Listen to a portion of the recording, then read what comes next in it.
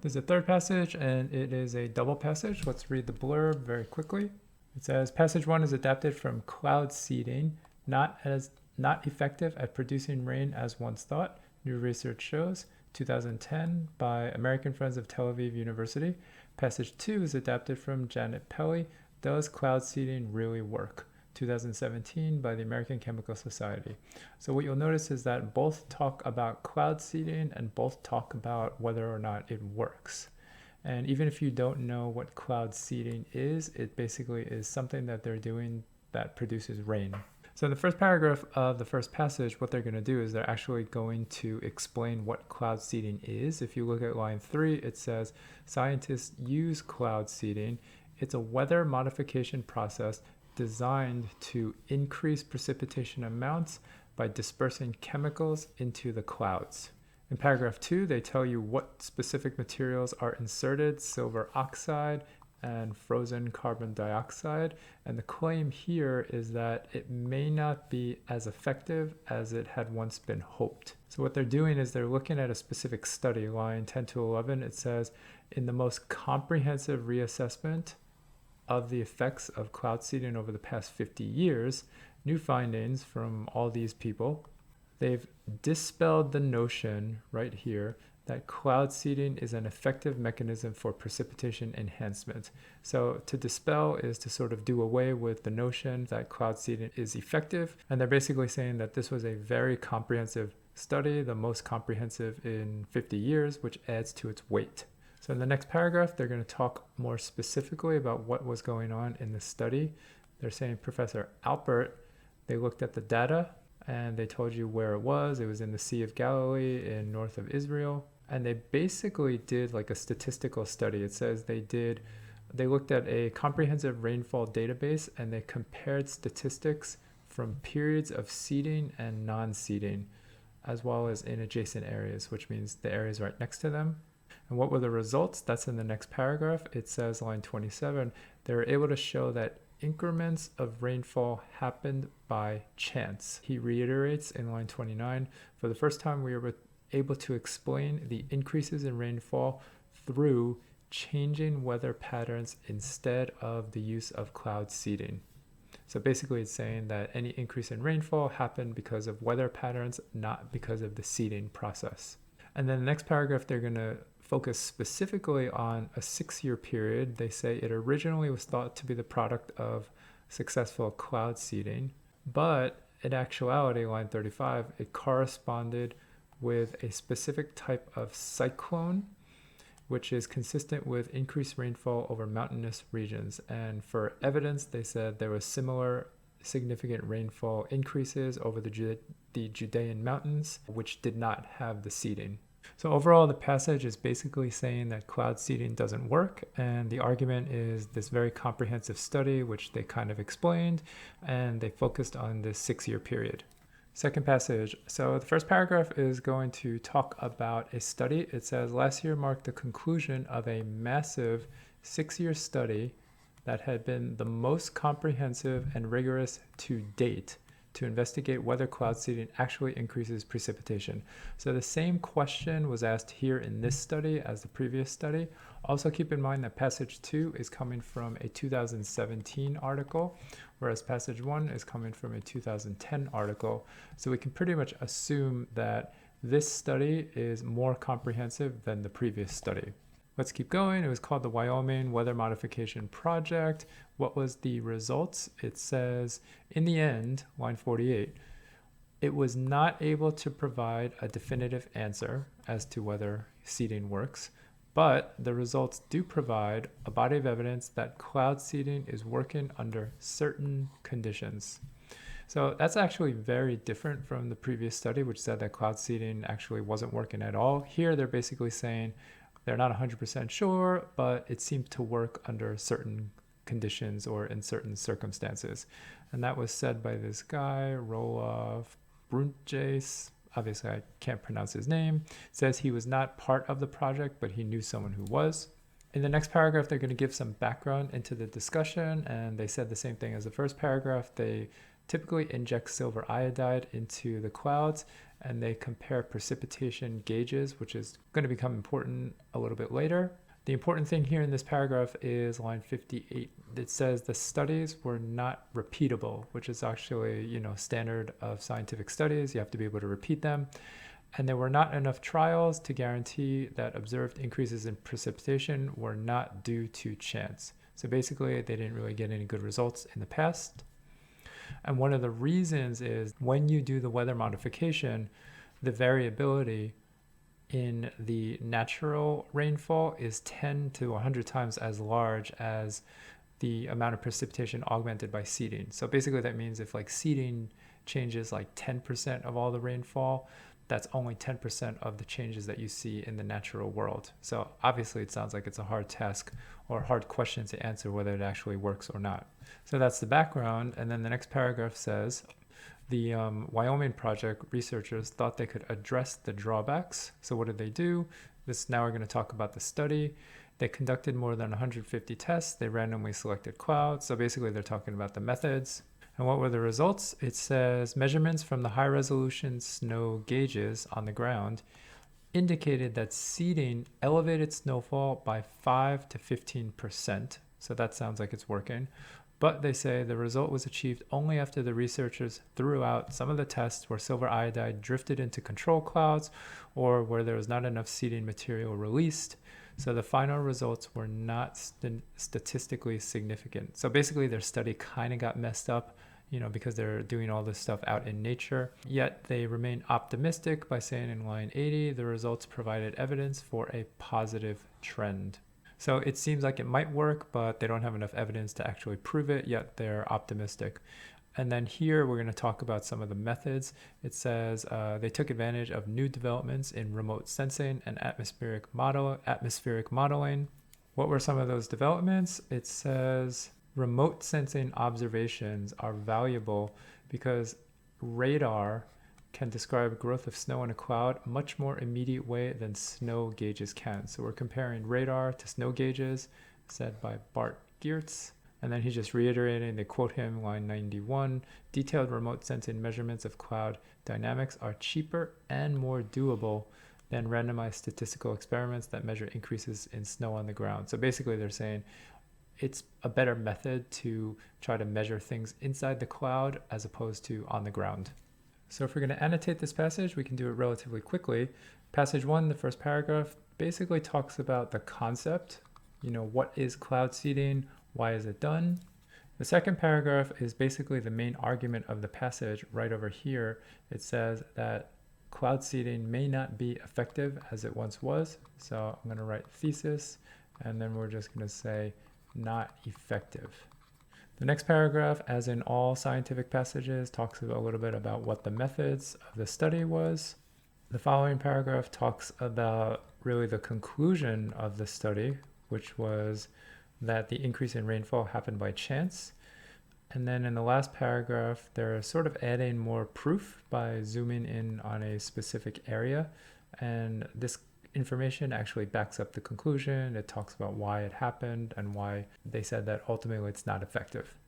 Passage 2 starts talking about the other study, and even in the first paragraph, they actually mention what the conclusion was right here. So we're going to write conclusion. And that was basically that they're optimistic. Cloud seeding does work under certain conditions, but it's not definitive. The next paragraph, they talk about some background information and really the difficulties of previous studies. Paragraph after that, they talk a little bit about methods. It's really a continuation of the paragraph before. First, they say that there were difficulties, and then they're saying the Wyoming project, they sought to overcome those difficulties. And then line 75 in the next paragraph, we're talking about specific results, meaning to say that there was a 15% increase in snowfall, but ultimately they said it was not statistically significant. And the next paragraph and the paragraph after, they're going to talk about specific aspects, or we can say advances in the technology and the way of studying. And as we said in the last paragraph, they're comparing radar versus the snow gauges, which are on the ground. And ultimately, it seems like the snow gauges are not as good as radar for various reasons. Question 21 is used in line 8. Practice most nearly means. So let's look at it. Pick our own word first. We'll start in line 7. Research now reveals that the common practice of cloud seeding with materials such as silver, oxide, and frozen carbon dioxide may not be as effective as it had once been hoped. We're referring to cloud seeding using specific materials, and that's what practice is. So obviously practice is a noun. It's not, to practice something. So what are they saying? It's like the practice of doing something. So what does that mean? My guess word would be it's like the method of doing something. It has something to do with like an action. Now let's go back to the original choices. The common procedure of cloud seeding, that makes sense because they're basically explaining how something is done, and that's what a procedure is. So we'll keep it for now. Choice B, the profession of cloud seeding. So a profession has to do with like your job, whether you're a teacher or a lawyer, that's your profession. Nothing to do with cloud seeding being a profession, so that's out. The background of cloud seeding, yeah, we are talking sort of about the background of cloud seeding, but that's not very closely or not closely enough related to the actual practice or the method or the action is what they're talking about. So we'll cross out background. And choice D, the rehearsal of cloud seeding. So rehearsal is, when you rehearse something, like if you're going to do a play or a presentation, you'll go through it a few times before. So it's really kind of an inappropriate word because they're not actually rehearsing for something else by doing cloud seeding. They're really just talking about the method or the procedure or the steps or what's involved in actually doing cloud seeding. So D is going to be out and A is our answer. Question 22, the main purpose of the third paragraph of passage 1, lines 18 to 25 is to. So let's look at it before we even look at the answers. Now, if you've done your annotations, this will be very easy. Recall that we said that this was the paragraph about methods. So looking at it a little bit closely, it's basically saying how they did their study. It says Alpert and his colleagues looked at 50 years worth of data on cloud seeding with an emphasis on rainfall amounts in the specific area over the Sea of Galilee in the north of Israel. And then they also used a rainfall database and compared statistics from periods of seeding and non-seeding, as well as different areas that were seeded and not seeded. Choice A suggests that the extent of the problem has been exaggerated. What would the problem be? I'm not sure. Would it be the problem of not having enough rain? Is it the problem of whether or not the method of cloud seeding actually works? So I'm not 100% sure what the problem is here, and there's nothing that's saying that the extent of the problem, how big it is, has been exaggerated. So A is completely out. Choice B, gauge the success of an approach to an issue. So they are talking about the approach, but not the success. They're not gauging the success, which would mean, guessing or measuring how successful or unsuccessful it was. So B is out. Choice C, detail the solution to a scientific puzzle. So again, nothing in that paragraph about any solutions. They're just talking about the methods of their research. C is out. Choice D, describe a methodology that led to a new understanding. So methodology, yes, we also talked about that. Did they come to a new understanding? Yes, because if you remember, the overall point of the passage is that they thought that something had worked in the past, but they realized it was kind of just a coincidence. So the rest of this answer is backed up by the rest of the passage, not that specific paragraph in itself. So D is going to be the answer. Questions 23 and 24 should be done together. It says, it can be reasonably inferred from passage 1 that an important reason for the conclusions reached by Alpert and his colleagues was the presence of what? So one thing to keep in mind, what was the original conclusion before we look at the answer choices? That was in line 27. The conclusion was that the increments of rainfall happened by chance, not so much because of the cloud seeding. So let's just keep that in mind. So let's go over the answer choices real quick first, just on a surface level before we consider the actual evidence in question 24. So it says choice A, the reason for the conclusion was the presence of conditions that could reasonably account for an apparent increase in rainfall. That seemed to make sense because what A is saying is that there are other conditions that caused the increase in rainfall, not the cloud seeding. And that's exactly what the passage was saying. B, It was the presence of the ongoing scarcity of rainfall in different and seemingly unrelated areas of the world. I don't really think so, but I don't really remember well enough what it said about that, so we'll keep that for now. And the reason that I'm kind of doubtful just reading this in itself is the question comes up into my mind: how does the scarcity or the lack of rainfall in unrelated areas prove that there was another reason for no rainfall in the area that they were studying? I'm not sure. Unless they were to make a direct connection between the unrelated area and the area in question. But, it seems doubtful. Choice C, it was the presence of data available to allow comparison of rainfall in Israel with rainfall in other countries. I'm pretty sure they didn't talk about other countries, so C doesn't seem to be right. Choice D, a generally accepted account of cloud seeding over the past 50 years. They were talking about the generally accepted account of cloud seeding, which it seemed like people seemed to believe. But was the presence of that generally accepted account the reason for the conclusions reached by Alpert? Probably not, because Alpert's conclusion was that the increased rainfall was not caused by the seeding, it was caused by coincidences. So the fact that people generally had accepted cloud seeding over the past 50 years is really not going to support his conclusion. So D is definitely going to be out. So we'll keep in mind choice A, most likely, and also choice B. So now we're going to look at question 24, and we'll look specifically at the evidence. Which choice provides the best evidence for the answer to the previous question? Now keep in mind, we're looking for evidence that something was an important reason for the conclusions. We're basically looking for why they concluded what they did. In other words, why did they conclude that this was a coincidence? Choice A is lines 1 to 6, so let's take a look at it. So it says, in many areas of the world, including California's desert, rain is a precious and rare resource. And to encourage rainfall, they use cloud seeding. So this is basically just talking about what cloud seeding is and why it's used. This fact in itself had nothing to do with why they concluded what they did. So A is going to be out. Choice B, lines 18 to 22.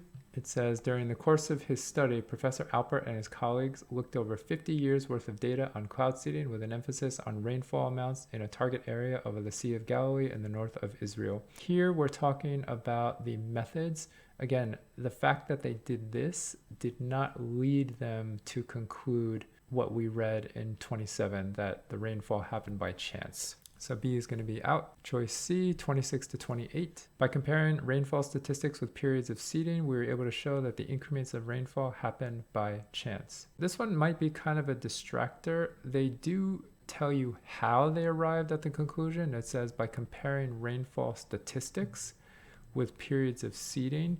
Now, does that count as the presence of something? Let's look back at the answer choices real quick in 23. Does that count as the presence of conditions that could reasonably account for the increase in rainfall? In other words, did that sentence give a reason for the increase in rainfall? I don't think so. And choice B, is that talking about ongoing scarcity of rainfall in different unrelated areas of the world? Definitely not. So it doesn't seem like C is going to work, although it is better than A and B. Let's look at choice D, 32 to 37. So it says, most notable was a 6-year period of increased rainfall, originally thought to be the product of successful cloud seeding.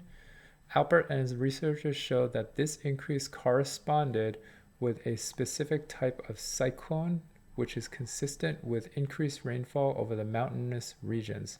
So this definitely does sound like a reason why they concluded what they did, because the presence of this cyclone, which accounted for the rainfall, led them to believe that this happened by chance. And then they kind of reemphasize that as you read on. They observed similarly significant rain enhancement over the Judean mountains, an area which was not the subject of the seeding. So this is just extra information. So it does seem like for question 24, D is going to be the right answer. And that corresponds nicely with choice A, that the presence of that cyclone was the condition that could account for the increase in rainfall. So a lot of mind bending in this question, but you have to keep clear in your head what the conclusion is and what the reasons that they gave were. Question 25, it says, which choice best supports the idea that the conclusions of the Wyoming project cannot be regarded with complete confidence? And recall that that was the main argument of the passage. Let's look back at it real quick.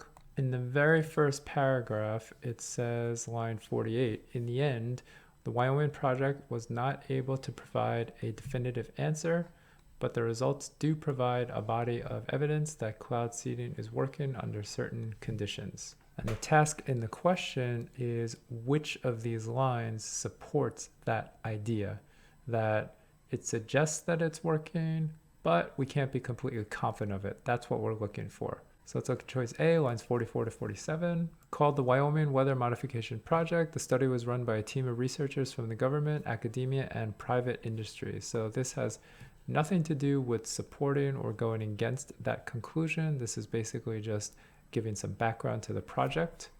So choice A is going to be out. Choice B, 56 to 58. Earlier studies would inject silver iodide into the clouds, then compare precipitation gauges in areas inside and outside the seeding zone.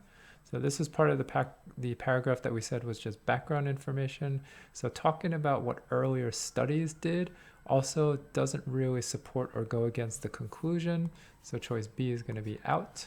Choice C, 75 to 79. It says right here, this result was achieved only after the researchers threw out some of the tests where silver iodide drifted into the control clouds or where not enough seeding material was released, so the final results were not statistically significant. So what result are they talking about? The fact that the seeding elevated snowfall by 15 or 5 to 15%.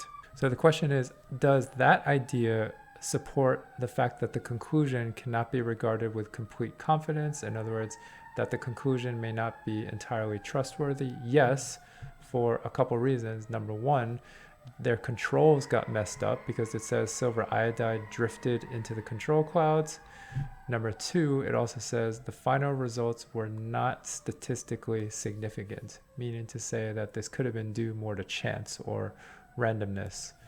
So choice C does seem to work, that we cannot regard the conclusions with complete confidence. Let's just check choice D, 91 to 94. Here it says, detailed remote sensing measurements of cloud dynamics are cheaper and more doable than randomized statistical experiments that measure increases in snow on the ground. So if you recall, this sentence is backing up the use of the remote sensing observations using radar, and they're saying it's better than the snow gauges.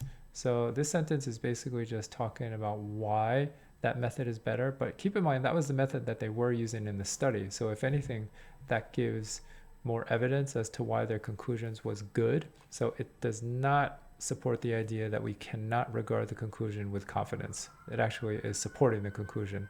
So choice D is going to be out, and we're left with choice C. Question 26, which choice best represents the different meanings of run as used in line 46 and 68 respectively? So respectively just means that the first answer is going to correspond to 46, the second answer is going to correspond to 68. And one thing to keep in mind is that generally in languages, the more common a word is, the more uses it's going to have. So you can say like you literally run down the street, and that use of run is different from saying that you run a business, which is also different from saying that you're running for president, for example. So let's look at the usages. First, we'll go to line 46. So start in line 44. Called the Wyoming Weather Modification Project, the study was run by a team of researchers from government, academia, and private industry. So what's going on? The team of researchers is running a study. So what does it mean for somebody to run a study? Probably means something for them like they do a study. It could also mean that they conduct a study or maybe like supervise a study. So for line 46, I'm basically going to say do or conduct. Those are my words. I'm not even looking at the answer choices yet. Line 68, let's take a look. Start in line 67. The researchers designed their 14 million project to run for 6 winter seasons in the mountains of Wyoming. All right, so here the subject is the project. So what does it mean for a project to run for like 6 seasons? It's kind of similar to like a television show that runs for 6 seasons. Basically, I'm going to say it like continues or it goes for 6 seasons. So those are going to be my words, continue or go. So now let's look at the answer choices. So keep in mind, the first one is saying the team of researchers run the study, they conduct the study. So supervise is okay. Choice B, they evade. Evade means to avoid. So definitely the researchers are not avoiding the study. C, they conducted the study. That's good, we'll keep that. Choice D, they carried the study. So that's a little bit too literal. You can't really extend the word carry to mean something like to do or to conduct. You can say carry out, but it doesn't say that for the answer choice. So D is going to be out. The second use of run is that the study is going to run. So the study is going to continue or go. Does it mean that the study is going to be complete or complete something? Definitely not. And here they actually use the same word that I guessed for the second one, continue. So choice C is definitely the best answer. Question 27, the fifth paragraph of passage 2 serves primarily to. So when they say serves, they're basically saying what is its purpose? What is it doing there? So let's look at that paragraph. It's right over here. It says the scientists also took advantage of new developments in remote sensing and atmospheric modeling to examine dynamics inside a small subset of seeded clouds. Now, if you recall what the last paragraph was about, the last paragraph was talking about remote sensing observations using radar and how that's actually much better than using snow gauges, which measure the amount of snow on the ground, and then they give the reasons. So really, what's the purpose of this paragraph? In my opinion, it's sort of an intro or it's sort of a lead-in to the last paragraph. This idea that, hey, they're using new stuff and it's better than the old stuff. And so that's why we should trust the conclusions a little bit more. So let's go back to the answers and see what they say. A, highlight an advanced technique that improved the study. Yes, definitely. A is very vague. Same thing that I said, just less specific. The advanced technique was that stuff that they used to look inside the cloud as opposed to measure the snow on the ground. Choice B, compare the effectiveness of older and newer approaches. That is true in the last paragraph. But I'd say that's not what's going on in this paragraph. This paragraph is more just like setting up that comparison, which is going to happen in the last paragraph. So while choice B is close, ultimately I'm going to throw it out probably. Choice C, explore the methods used to justify the cloud seeding. These methods, the new technology, was not used to justify the cloud seeding. It was actually used to measure the effectiveness of the cloud seeding. So that's why this is going to be off. Choice D suggests that some key information may have been compromised. Compromised means to be weakened. But the whole point of that new technology is to say that it was actually much better. So if anything, the information is going to be more reliable, more trustworthy. So D is saying the opposite, and the best choice is going to be A. Question 28, which choice best describes the relationship between the two passages? So a question like this is where your annotations are really going to help, because your annotations will basically give you a bird's eye view of each passage. So very quickly, just to review, the first passage was talking about that study done in 2010. The conclusion was that the seeding, the cloud seeding, doesn't seem to be effective. Passage 2, on the other hand, does suggest that cloud seeding is effective, but they weren't able to make a definitive conclusion. And then they also talk about some newer technology. And that's basically how both passages work. So they kind of differ in their conclusions, but they also differ in terms of when they were conducted. So let's go through the choices. Choice A, each passage explored an experiment addressing a certain problem. Yes, the same problem. And these experiments have similar weaknesses. So I would say that this makes A not true. The first experiment didn't really seem to have a weakness. It seemed like they came up with a good alternative explanation. The second experiment did have a specific weakness, meaning to say that some of their experiments got messed up and the conclusions were not statistically significant, but that's not something that was shared by both studies. So A is going to be out. B, each passage describes a research study about the same practice. Yes, they describe cloud seeding, but these studies yield different conclusions. So yes, notice the same thing that I just said in a very vague way. They don't even talk about what the differences are. They're just saying they got different conclusions. So this is a very safe answer. Choice C, passage 1 provides a general discussion of an ongoing scientific puzzle, considered more specifically in passage 2. Notice what's going on. They're saying passage 1 goes from general to passage 2 being more specific. That's not really what happened. The difference is in terms of the time. One was 2010, one was 2017, and the difference was also in terms of the conclusion, but we're not going from more general to specific. So C is going to be out. Choice D, passage 1 explains the significance of a research finding that passage 2 argues has only limited practical application.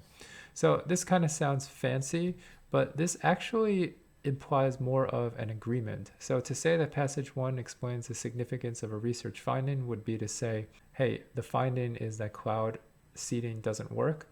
To say that passage 2 argue that it has only limited practical application would mean that you can't generalize the results. So maybe the limitation would be where you apply the results, or when the results are true. But overall, they're kind of in agreement, which is not actually what we see in the real passage. So choice D is going to be out as well, and B is the best choice. Question 29, which choice best reflects the designs of the studies explored in passage 1 and passage 2 respectively? So how are their studies designed? Let's look back to refresh our memories. Passage 1, the study design was this paragraph starting in line 18. What did they do? Alpert and his colleagues looked over 50 years worth of data on cloud seeding with an emphasis on rainfall amounts in this area. And then they used a comprehensive rainfall database and compared statistics from periods of seeding and non-seeding, as well as precipitation in one area versus another area. So basically they're just looking at data. They looked at 50 years worth of data, and then they looked at rainfall databases, and they made some comparisons. What did passage 2 do? You can basically take a look at line 66. It says the Wyoming project researchers thought they could address the drawbacks of past studies. If you remember, some of those drawbacks were the fact that they were not repeatable, and they didn't include enough trials to guarantee that the results were not due to chance. That was said basically up here if you wanted to look. So how did they design their study? It says line 68. They designed their $14 million project to run for 6 winter seasons in the mountains of Wyoming, and they conducted more than 150 tests by randomly selecting clouds to seed and clouds to be their unseeded controls. So here it actually sounds like they're doing a real experiment, and then they measured the results. So let's see what the answer choices say and which ones match up with what we just saw.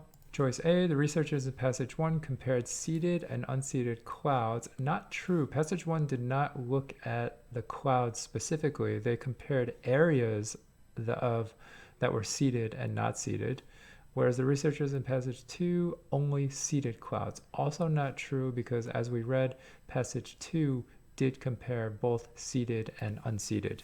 That was in lines 71 to 72 if you wanted to go back and look. Right over here it says they randomly selected clouds to seed and clouds to be their unseeded controls. Choice B, the researchers in passage 1 considered a variety of environments, whereas the researchers in passage 2 focused on a single country. You might be able to justify it because obviously what we read in the first study does say that they compared seeded and non-seeded areas, so you could justify that as a variety of environments. Whereas passage 2, they did stick to just that area in Wyoming. But if you think about overall what passage or what choice B is saying, there, it's really implying that the studies were kind of done in the same way. But passage 1 considered a lot of environments, where passage 2 considered just one environment. That's not really the main contrast between the two studies. The main contrast was passage 1 was just taking a lot of data and trying to draw conclusions. Passage 2 was actually conducting an experiment in a specific area. So we can keep around choice B, but most likely not going to be the right answer, even though it might technically be right on these small accounts. It's not really the best reflection of their designs and what the differences are. Choice C, the researchers in passage 1 utilized readily available equipment, whereas the researchers in passage 2 relied on cutting-edge technology. So again, it is true that passage 2 relied on the cutting-edge technology because they talked about, analyzing, using the radar techniques to analyze what's going on in the clouds.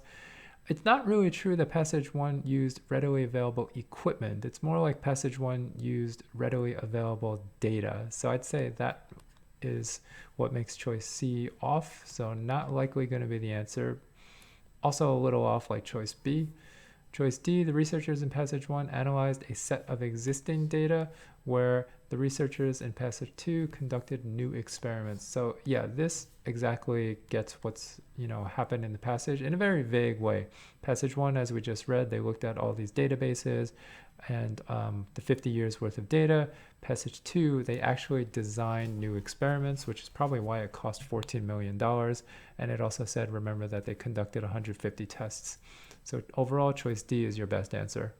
Question 30, compared to the way in which the author of passage 1 presents Alpert's study, the author of passage 2 presents the Wyoming project as being. So I'm going to start with what the answer is because I don't think it's a great answer. The answer here is actually A. So they're basically saying that the approach in passage 2 is less definitive. I don't think this is a great answer because I think when they're talking about what's less definitive, they're probably more or less talking about the conclusion as opposed to the approach.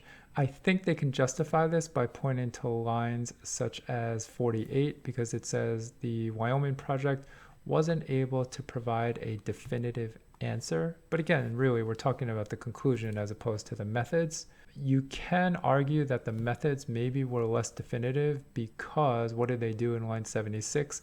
As we said before, the researchers threw out some of the tests where silver iodide drifted into control clouds or where not enough seeding material was released. So this to me seems like more, this is the consequences of dealing with natural phenomena. Your experiments are not going to be as neatly designed. So that's possible. One other thing to point out is that the language used in passage 1, line 22, is that the research team used a comprehensive rainfall database, compared statistics, and they also talked about line 19, over 50 years worth of data. So this type of language does suggest that there's a lot of strength to this information. And as we know, the conclusion was pretty definitive by the end. So all that is to say is I can see the justification for choice A, that passage 2 is less definitive. I think it could have been phrased a little bit better, maybe by saying passage 2, that study was less definitive in terms of its conclusions or the certainty of its conclusions.